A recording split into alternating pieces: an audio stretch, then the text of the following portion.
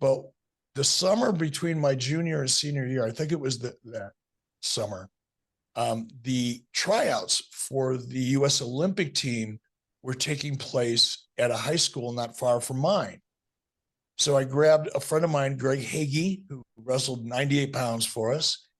Greg and I, wanted to go watch, and we packed our workout gear and went up and figured, well, we'll get up there, because there were a lot of people we knew, a lot of kids like us going to be a spectator, but we also all brought our gear so we could, if we could find a wrestling room with a free mat, we'd just go in there and, and just work out unofficially. So we did that. I got, I got geared up, and I was, doing takedowns with one of the other kids that were there, and just, kind of a half speed workout, just working on timing. And from over in the corner, I see this guy working out, and he was really intense. Like the rest of us were just screwing around. We didn't have anything else to do, so let's just, work on takedowns, right?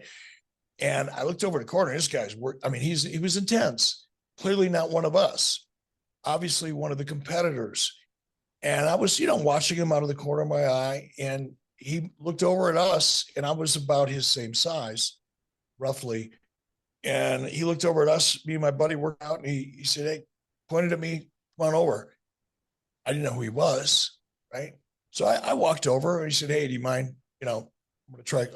whatever he said, I don't remember the exact words, but essentially he wanted to do a couple takedowns. He was warming up. He wanted me to be basically his takedown dummy.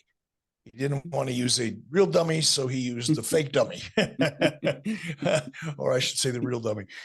But so I'm standing there, and then all of a sudden, I was ready, and it's like, bam! It's like, whoa, what was that? Not that he took me down hard or anything, but it was just so fast. It's like, whoa, man, I didn't even see that coming. And then there's 2 or 3 more repetitions of that, and then he was done with me.